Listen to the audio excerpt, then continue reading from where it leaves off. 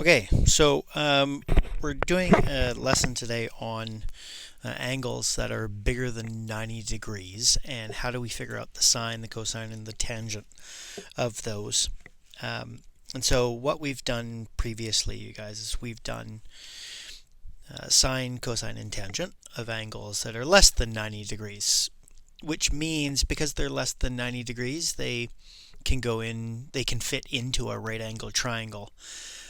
And so therefore the sine, cosine, tangent ratios, which we know as being SOHCAHTOA. So let's just write that down in the corner here just so it's fresh in our head. So so of course we know those ratios for when we've got a right angle triangle. We know that the sine of one of the angles in there would be the opposite over the hypotenuse, and its trigonometric functions are really just the proportional ratios of sides within a right angle triangle. However, what happens when you've got an angle bigger than 90 degrees and then it doesn't fit into a right triangle? That's an impossibility because one of the angles is already 90 degrees. You can't have another angle bigger than 90 degrees because the sum of the angles can't add up to 180 degrees. So that's what today's going to be about. It's going to be about getting sine, cosine, and tangent of angles bigger than 90. So first skill that we have to have is we have to be able to draw angles. And even if you're not absolutely perfect with them, putting them in, certainly having their terminal arms into the proper quadrant is really key. And just kind of the general sense of it, so that you can label things as you're going to learn. You have to be able to label the reference angle and potentially even draw them a little bit more exacting than what I'm about to do here. So first thing is, what are the quadrants? So the quadrants are, and I'll write it, the first quadrant 1 is that top right hand corner. Oh, I forgot to put x and y. That's the y-axis, that's the x-axis, sorry. And so I'm just going to put Q. Quadrant 2 is that corner. Quadrant 3 is this corner. And then quadrant 4, in Roman numerals, is in that corner down there. Okay, so you got your 4 corners.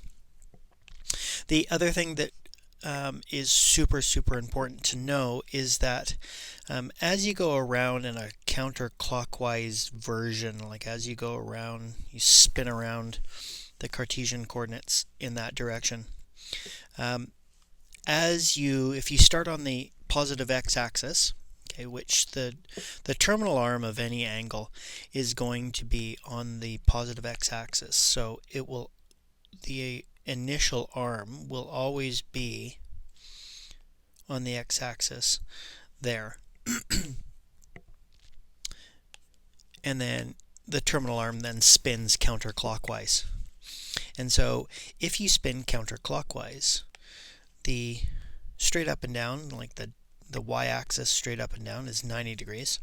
If you keep spinning counterclockwise and you get over to the x-axis in the negative direction, that's 180 degrees, right? And most of you know that if you go the exact opposite direction, if you're walking along and you go exact opposite direction, you've turned 180 degrees. It's just kind of from a practical sense. If you turn kind of 3/4 of the way here, you go, whoops, you don't go 3 anything. You go 270 degrees. And then if you keep turning, you go all the way back to the x-axis, which I guess you can think of as being 360 degrees. I guess you can also think of it as starting at 0 degrees. And then if you make one full turn, it's a full 360 degrees. The number of degrees that are in a circle. Okay, so knowing those kind of benchmarks, the mile markers as they were, that's really important to know, because when you start doing actually labeling angles, so you look at the 3 that I've given you there, if you start labeling those angles, it's helpful to know the landmarks right off the bat. So 160 degrees. Look at the first one. That is between 90 and 180. And you start thinking about, well, whereabouts exactly is it? And it's just roughly 20 degrees before you get to the 180. So if I do this in, I'll do it in green. So if I go 160 degrees in green, I will turn, and I won't go the full way, right? I'll go to right there, and then I'll make it a slightly thicker line so that we know we're talking. Okay, so the terminal arm of 160 degrees would be right there. So the green one's 160 degrees. Okay, not quite to the 180. So the 160 degree would have a terminal arm in quadrant 2, okay, to get all the terminology right. The next one, which I'm going to take away the green, and I'll change it to, let's go blue, why not? 240 degrees. So if I go 240 degrees, I'm going past the 90, past the 180, and then not quite all the way to the 270. I'm stopping about there. Okay, and so that one would be 240 degrees. Okay, and so 240 degrees would have a terminal arm in Q3 or quadrant 3. And then get rid of the blue. And then last but not least, let's go red. 338 degrees. So 338 degrees. Turn. Whoa, why is it going straight? So around to there, 180, 270, and then again, kind of ballparking. Where is 338? Well, it's not super far away from the 360. It's probably somewhere around there. And so the terminal arm of 338 degrees would be somewhere around there, and there's 338 degrees. So not quite the full way around. And so any measure of an angle you can put on here. And you just keep turning, and if you know you're 90, 180, 270, and then a full 360, you can figure out where that angle is going to be. And if you're already anticipating, well, can you spin past 360 and get angles bigger than 360? The answer is yes, but we'll deal with those next class. Okay, so being able to draw the angle is really, really important. And the reason why it's really, really important is because you are eventually going to, once you draw the angle, if you've got angles bigger than 90 degrees, it's not actually the angle that's bigger than 90 degrees that you're going to use for sine or cosine or tangent. It's actually what's called its reference angle. Okay, and that's what the rest of this is going to be about. So first thing you have to be able to do is draw it, put it in the proper quadrant, and then be able to figure out what is the reference angle for each of those things. Okay, so on to the second part. So I'm framing the second part as a question. Okay, and the whole goal will be to be able to have enough information, enough knowledge to be able to answer that question. So when theta, or an angle, some angle is bigger than 90 degrees, that angle cannot be part of a right angle triangle, right, logically. So the question is, how do you find the sine, cosine, or tangent of that angle when the angle is greater than 90 degrees? And that answer is based upon drawing it on a Cartesian coordinate system, and then recognizing that the angle that you draw shares something with an angle that is inside of a 90-degree triangle, which is an interesting concept. So we have to draw it a little bit. So I'm going to first of all write something down here where it says the solution is based upon the fact that, and I'm going to continue that sentence, that the standard angle has a terminal arm. Okay, so the part that opened up spun away from the x-axis. Okay, it's what makes the angle in the first place. Standard angle has a terminal arm which is a shared ray of the reference angle. Now, what exactly does that mean? Let me draw it, and then hopefully that will help you understand it a little bit more. So if I draw the xy, okay, and I put some angle, and I'm going to make it greater than 90 degrees. So I'm just going to put, I'll make this, again, I'm going to make it a little bit thicker. So we've got, it has an initial arm, obviously, on the x-axis, but I'm going to draw it right here. Okay, and so this angle right here, okay, so opening up, that would be the standard angle theta.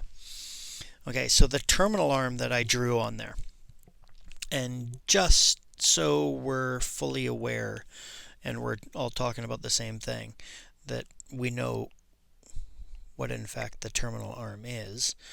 So the terminal, I made that a little scribbly, the terminal arm is right there. And so that terminal arm is shared by something known as the reference angle. And the reference angle, I'm just going to draw it here, and I'm get into a little bit more of the detail. The reference angle is this angle right here. Oops. I'm going to make this a little bit bigger. And the actual terminology we use for it, or the symbology, I guess, is theta, but we put a little subscript r on it to signify that it's the reference angle rather than the standard angle itself. Okay, so now this is the angle that we're talking about, and that red reference angle that I put in there shares the terminal arm with the standard angle, the one that I put in black. Now I could have drawn that angle, the black one, anywhere. I could have spun it, you know, into the fourth quadrant, and then I would still be able to draw a reference angle. Now reference angles are kind of tricky because they have certain properties to them, and one of those properties is kind of tricky. Okay, and it's one thing that you're really going to have to remember. So down here I've got reference angles are two properties of these reference angles that you need to have memorized are, one, they are always less than 90 degrees. Okay, they're always smaller than 90 degrees. And because they're always smaller than 90 degrees, they are, in fact, part of a 90-degree triangle. And therefore, because they become part of a 90-degree triangle, you can apply what you know about opposite, adjacent, and hypotenuse, and sine, cosine, tangent. So you can actually apply SOHCAHTOA to it. Okay, so that's critical. The second part is the part that tends to, this is the part that people tend to forget, and if you mess up, this might be one of the places that you mess up. So you really got to hammer this one into your head. So reference angles are always the angle between the terminal arm of the standard angle. I'm not going to write that down, but the terminal arm, kind of, I think that goes without saying, that if I say terminal arm, we're talking about the standard angle. Always the angle between the terminal arm and and this is the critical part, because it's so critical, I'm going to put it in a different color. I'll put it in blue. The x-axis. Okay, and that's really, really important to recognize that it's always the terminal arm to the x-axis. And you might make the mistake of putting it towards the y-axis. Okay, so just to show you what I'm talking about here, let me put this in pink and see the angle that I've drawn there on the screen. The black one's the standard angle and the red one is the reference angle. Well, some people might say, well, why isn't that one drawn in pink? Why isn't that one the reference angle? The one that goes back to the y, especially if it's smaller. Why wouldn't you choose that one? Now, there's a very good reason why we choose the red one versus the pink one, and why it's always back to the x-axis. Okay, so let me go through that. So y is the reference angle between the terminal arm and the x-axis and never the y-axis. So why is this? The answer kind of stems from your understanding of sine, cosine, and tangent in terms of the x, so the x value of some point on the terminal arm and the y value of some point on the terminal arm. Do you remember? So sine of theta was y over the radius. Cosine of theta was x over the radius. And tangent of theta, which I've already got written there, is y over x. Okay, and tangent is opposite over adjacent. And so that's kind of a standardized thing where tangent is the ratio of, in a 90-degree triangle, the opposite over the adjacent. Okay, period. So if I go back up to this here and I ask myself, why not the pink one? Why must it be the red one? Well, it has to do with the triangles that get formed. Okay, so the triangles that get formed, keep that in mind. It has to do with the triangles that get formed. So for tangent, and I'll go back up to that diagram here in a sec. For tangent, it's opposite over adjacent, and for the blue angle that I've got, blue standard angle that I've got there in quadrant number 1, the opposite side would have been whatever, sorry, let me go back to black, would have been whatever the y value is of that point P, right? That's the length of it. And the adjacent for theta would have been x. Okay, so let's keep that in mind. And tangent is always opposite over adjacent. So come back to this diagram right here. And why are we choosing the red one versus the pink one? Okay, well, each one of those has a triangle. Okay, and I need to do this, to make this diagram. I'm going to change this diagram. I'm actually going to erase it and I'm going to redraw it. Just so that we have more space here. So I'll do the exact same angles, but I'm just going to make it a little bit bigger so that you can see it a little bit better. Okay, so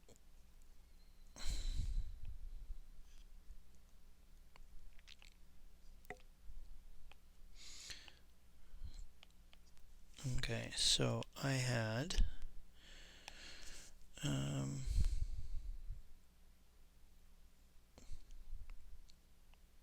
okay, so there was the terminal arm, and there was the angle theta.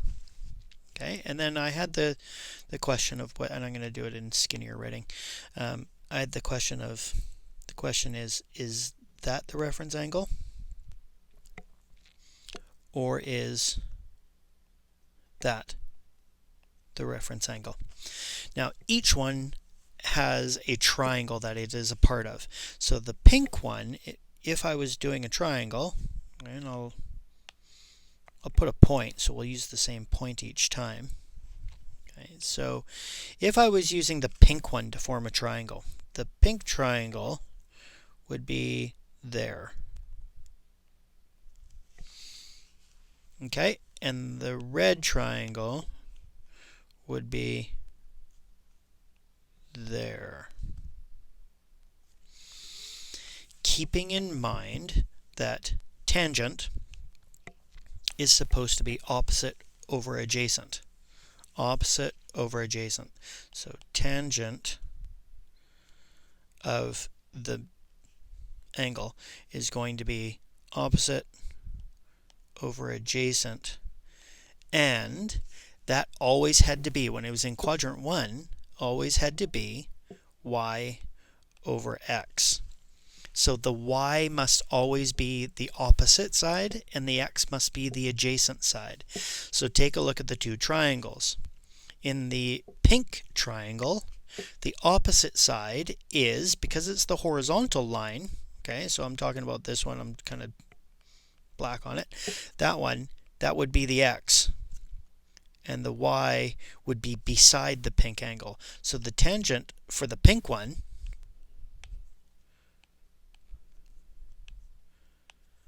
would have equaled x over y. Okay, well, that's not really the way, that's wrong, right? So the tangent of the red one,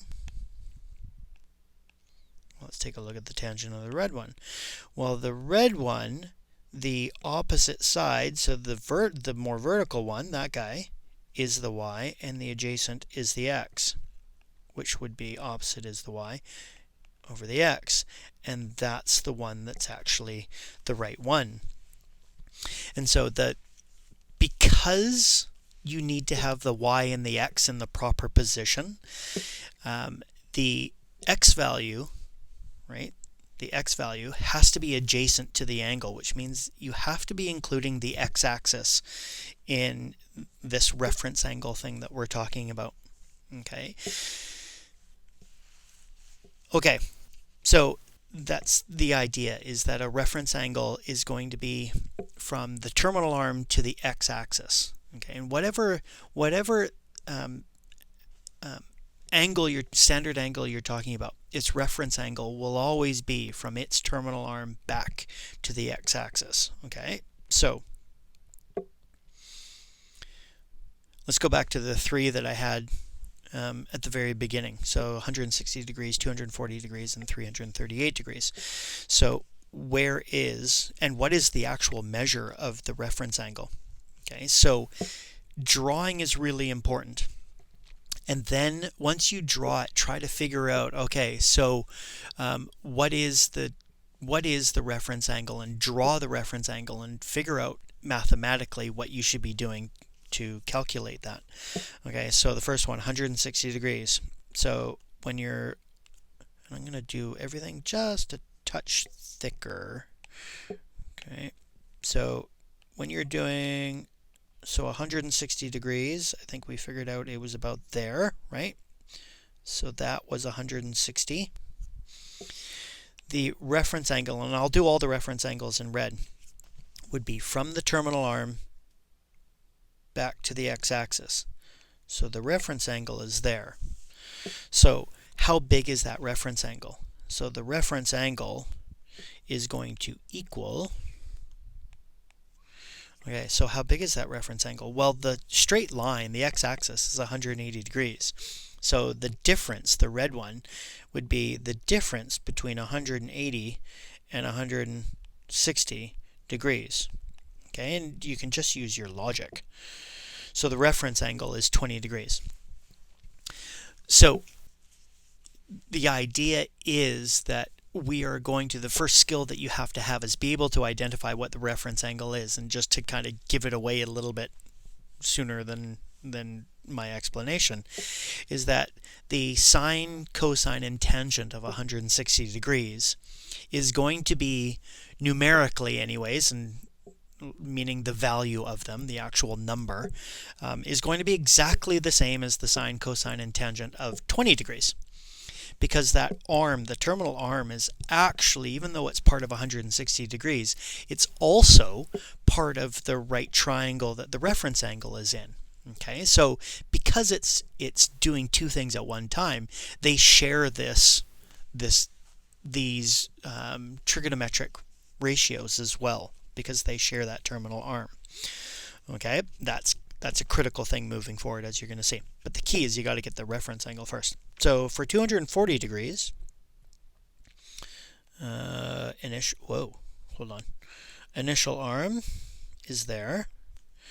Okay, and we're going 240. Where did we say that was? That was here, with this being 240 degrees.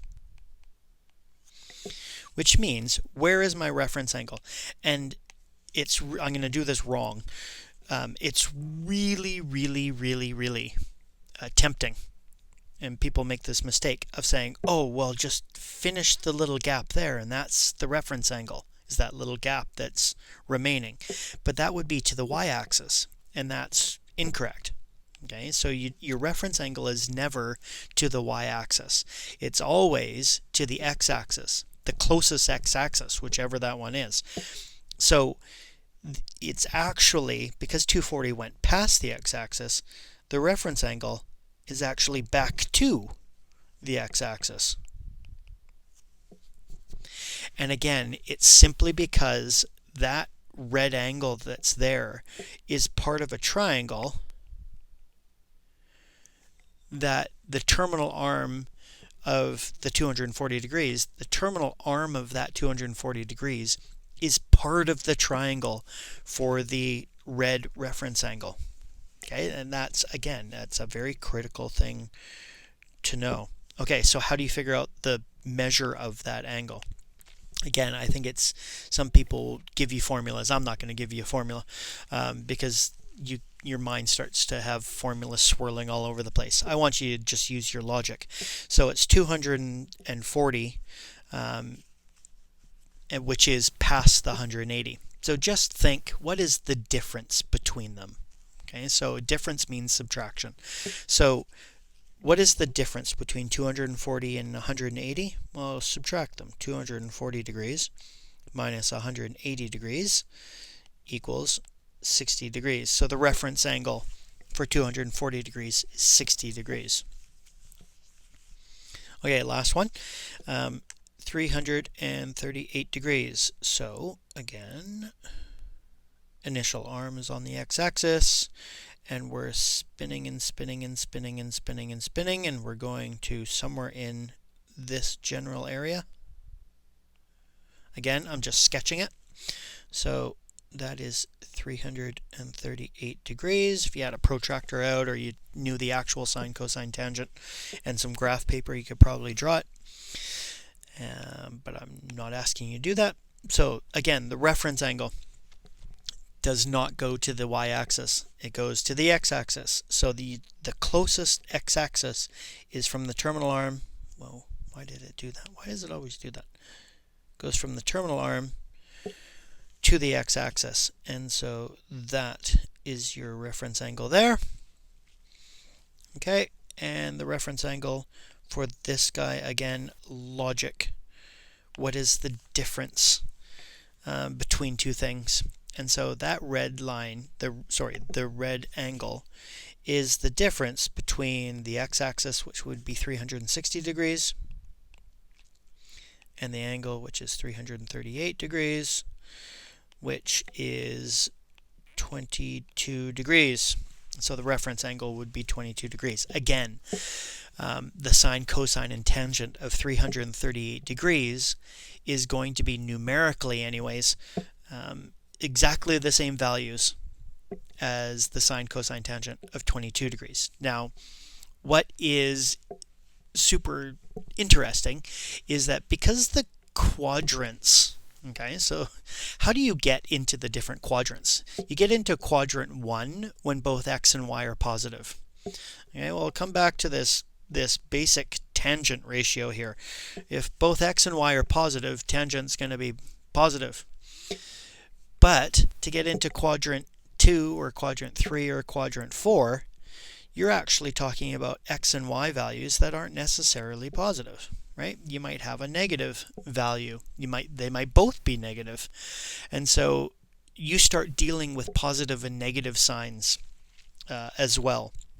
So there's a couple of principles here when you're talking about angles greater than 90 degrees and you're in a quadrant 2, 3, or 4 situation. One, you need the reference angle because the reference angle shares the same numerical value or magnitude of sine, cosine, and tangent. But the signs might be slightly different because you're in these different quadrants with positive and negative x's and y's. Okay, so it gets a little tricky. So there are a couple of principles here. Principle number one is that the sine, cosine, and tangent of any standard angle. Sorry, let me back up. The absolute value of the sine, cosine, or tangent of any standard angle will always equal the sine, cosine, or tangent of its reference angle.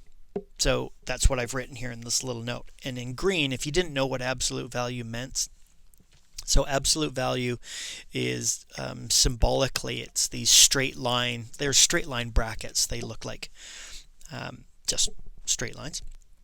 And what it actually means is the positive value of something. So even if the sine of theta comes out to being a negative value, it means, if you're talking absolute value, then it doesn't mean the negative one. Okay, it just means positive. And so, regardless of whether it's positive or negative, the magnitude of sine of any standard angle will equal the sine of its reference angle. Okay, so that's the first and foremost thing that's really, really important. And if you're wondering why that is, again, it comes back to the fact that the standard angle and its reference angle share the terminal side. Okay, and that's really, really important, kind of conceptually, to understand. The second thing is that the signs aren't going to be the same necessarily. Okay, so sometimes the sine of an angle in quadrant 4 is it's always going to be negative, and there's a reason why it's always going to be negative. The tangent in quadrant 2 is always negative. Why is it always negative? So that I want to get into. Okay, so the sign, positive or negative, on a trigonometric value depends on the signs of the x and y in the given quadrant. So I've got a little table here, a little chart, and we're going to go through each of the 4 quadrants, and I'm just going to draw a random angle theta that happens to have its terminal arm in one of those quadrants. And we're going to go through and I'm going to draw the triangle of the reference angle. And we're going to actually put in the sign, the positive, negative, and you might even be able to visualize already where I might be going with this. And as a result of the sign of the x and the y, you'll see what happens to the sign of sine, S-I-G-N, of sine, cosine, and tangent. Okay, so once I get going, you'll kind of see what I'm talking about. So first one we will do, I'm going to draw this. Okay, there's x, there's y, and we're going to start in quadrant 1. So I'm going to draw a standard angle theta. And if we're in quadrant number 1, then, which is kind of interesting because the reference angle in quadrant number 1 equals the standard angle. They're the same thing. Anyways, so you have, if you're talking about point P, okay, so again, that point has an x and a y coordinate, right? And to get to point P on the terminal arm, you go in the positive x direction and you go in the positive y direction, right? Like look at the axes and you go to the right on the x-axis, that's positive direction, and you go up, that's positive on the y. Well, come over to the chart now, And in quadrant 1, sine is always y over the hypotenuse. Now that hypotenuse is on an angle. It's not necessarily positive or negative. I don't want you to be thinking of it. We're going to be considering it positive all the time because you get it from squaring the x value and the y value and adding them together, right? Which means we're always going to get a positive. So r is always going to be positive.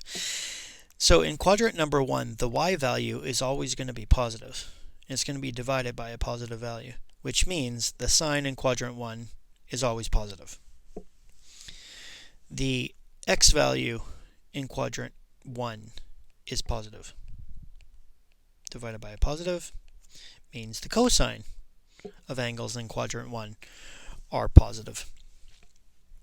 And then last but not least, the tangent, the y value is positive, divided by a positive x value means the tangent is positive. So they are all positive. Okay, let's see where I'm going with that. Now, I have to erase and redraw. Kind of following that concept, let's go to quadrant number 2. Okay, so quadrant number 2, shift it over a little bit here so we can see it a little bit better. So quadrant number 2, whoops, that's a really bad terminal arm. Okay, terminal arm. And we're talking, now look where I'm drawing that angle. Okay, I didn't draw the reference angle, I drew the standard angle. So the standard angle has a terminal arm in quadrant number 2. And that top left corner is quadrant number 2. But the reference angle is there, right? And so the triangle that we're talking about, like if we're going to draw a triangle, point P is there, and our reference triangle is there.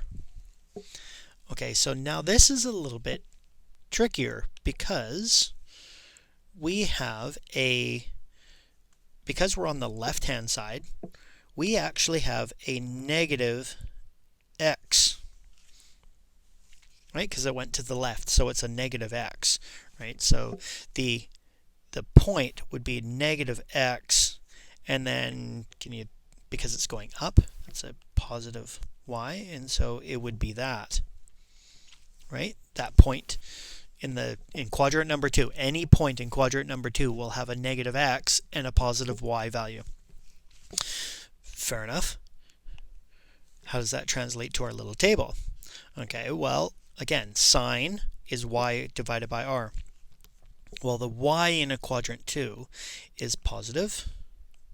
The r is positive, as we said, which means that in quadrant number 2, sine is positive. But cosine, which is x over r, well, the x is a negative value, okay, divided by positive r, which means the cosine is negative. Okay, so if you think about this, kind of these two principles that I've written down here, how do they actually play out here? So the angle that I've got drawn here, this black theta, where it has a terminal arm in quadrant number 2, the cosine of that value is the same numerically as the cosine of the red reference angle. Numerically, it's the same. It's different, though, in that it comes out to a negative number because it's in quadrant number 2. Okay, same value, different sign. Okay, let's go to the tangent. So tangent, I've got y is positive divided by a negative x value, which again gives me a negative, which means that in quadrant number 2, cosine is positive. Okay, carry on. Again, let's erase.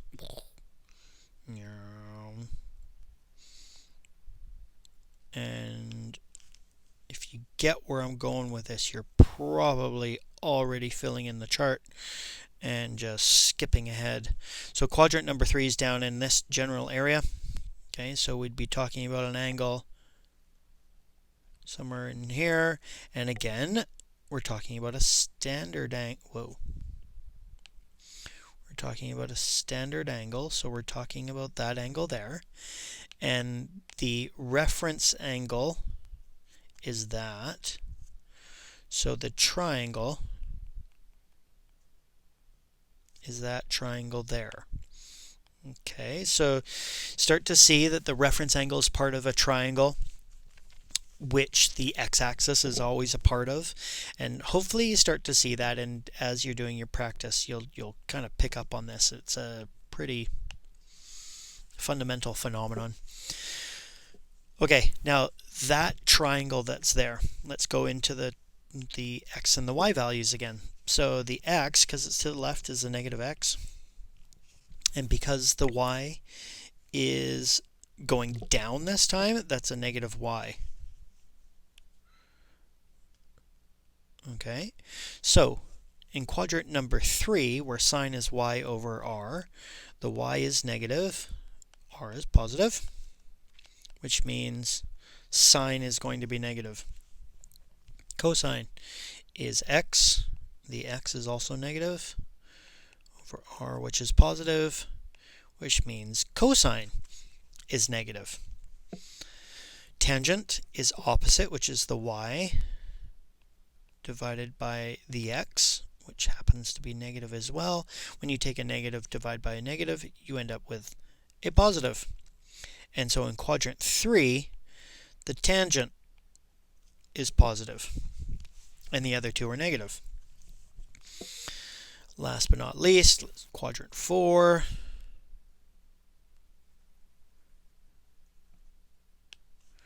Quadrant number 4,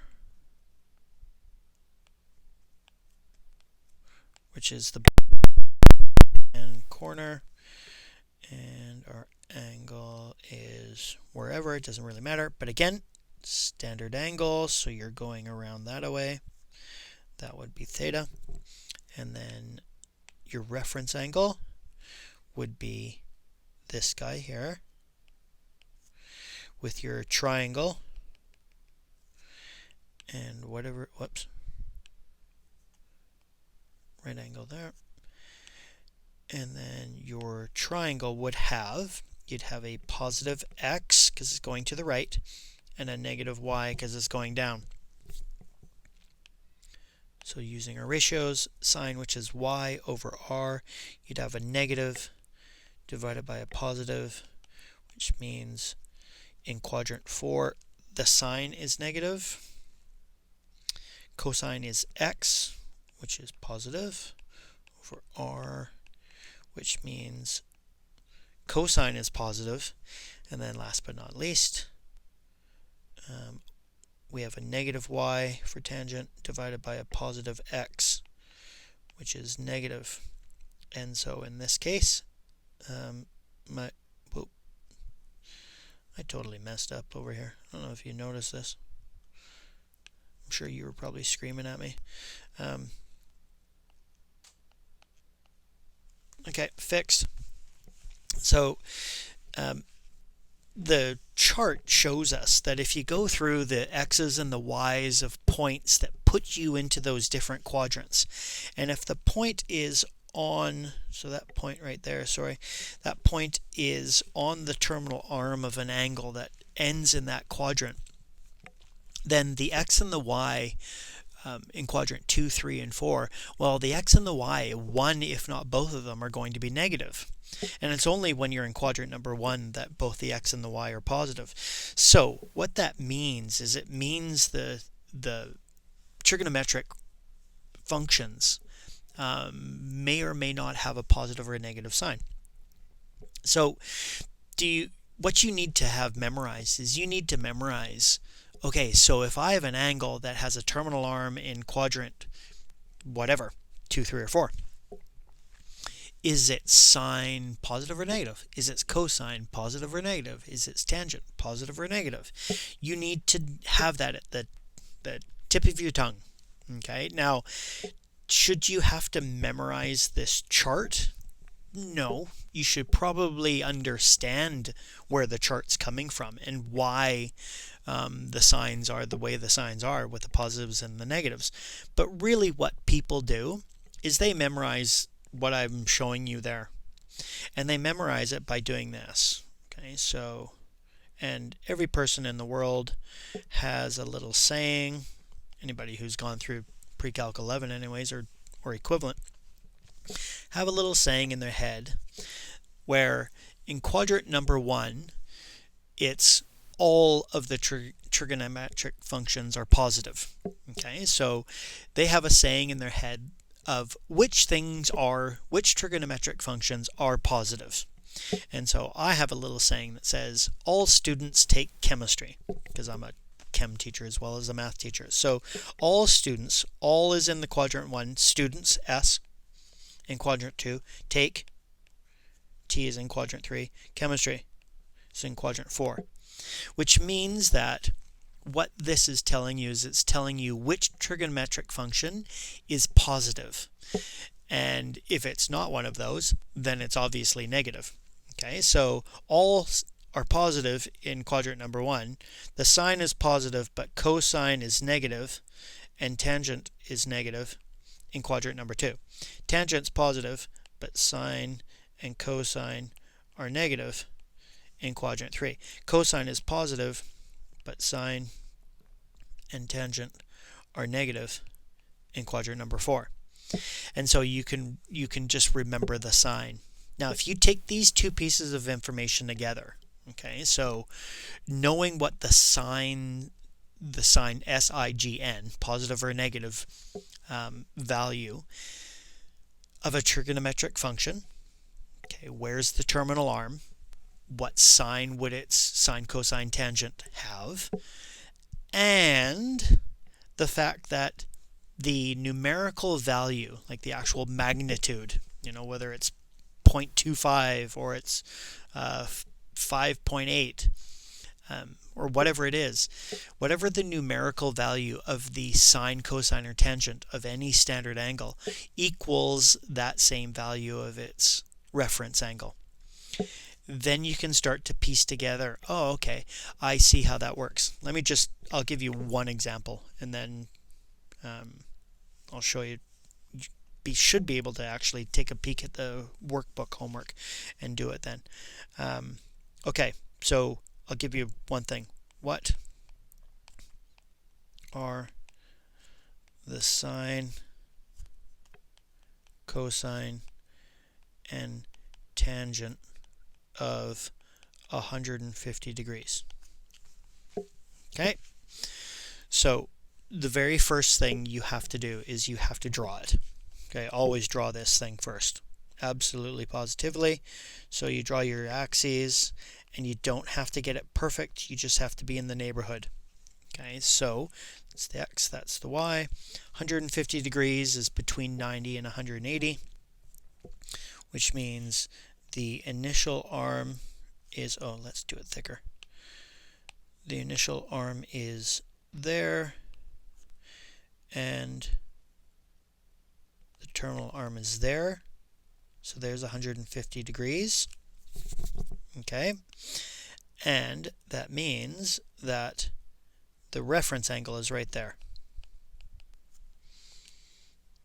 Okay, so the reference angle equals 180 degrees minus 150 degrees equals 30 degrees. So the reference angle is 30 degrees.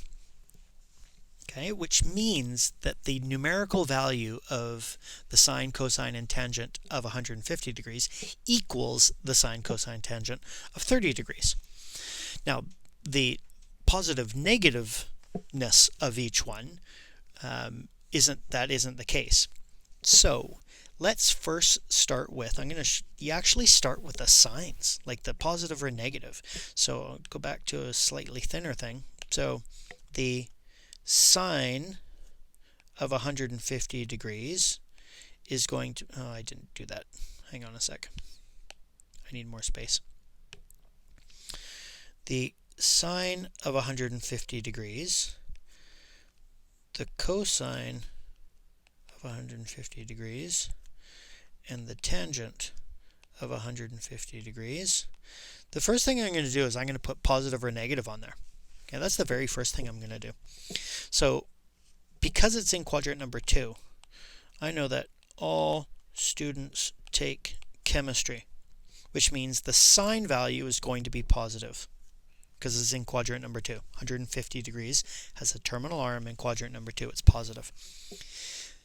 It has a cosine that's going to be negative. I don't know what the value is, but it's going to be negative. And then the tangent is also going to be negative. Now, if I asked you, and I left it very generic in the question, what are sine, cosine, tangent of 150 degrees? Right now, if you wanted to, you could pull out your calculator and go, you could figure out, give me the decimal value of the sine of 30 degrees. You punch in 30 degrees, hit sine in your calculator, and it gives you a decimal. You round it off to 3 decimal places, and you move on. Do the same thing for cosine. Cosine of 30. Tangent of 30. Notice for each one, I didn't even bother even thinking 150 degrees. Your calculator will probably do that, but trust me, you're gonna come across more confusing times than just putting in the reference angle. So you could do that. You put in the decimal. However, I could also say what are the exact values of the sine, cosine, tangent of 150 degrees, and which means you have to give me the actual ratio, and sometimes they might have radicals in them. So 30 degrees is a very common one because you are supposed to know the 30, 60, 90 triangle, correct? So you should know that off the top of your head. So your 30, 60, 90 degree triangle, so the angles are inside the thing. What are the sides? Well, the side opposite the 30 is always a 1. The hypotenuse is always a 2. You have to have this memorized. And then the side opposite the 60 is a root 3. So we're talking about 30 degrees. Okay, and we've already figured out whether it's positive or negative because of where it is. So 150 degrees has the same numerical values. So whatever I put in for 30, it's going to be the same for 150. So the sine is opposite over hypotenuse. Opposite is a 1 over hypotenuse, which is a 2. The cosine is adjacent over hypotenuse. So that is root 3 over 2. Right, and your calculator will give you some crazy decimal for that, but as an exact value, it's negative root 3 over 2. And then tangent would be 1 over root 3, but 1 over root 3 is, and you may have this memorized already, you have to rationalize the denominator, so that would be that guy right there. So it ends up being root 3 over 3, and we've already got the signs in there. Okay, so tangent of 150 degrees is the same numerical value as the tangent of 30 degrees, but it's negative rather than positive. Okay, and that's how you get sine, cosine, and tangent of angles that are greater than 90 degrees. You A, draw it. B, figure out the reference angle. C, determine what positive or negative sign you're going to put in front of the answer. And then D, actually come up with either the exact sine, cosine, tangent of the reference angle, or if it's one of our 30, 60, or 45 degrees where we know it exactly, you write in the exact answer. Okay? Catch you in a while.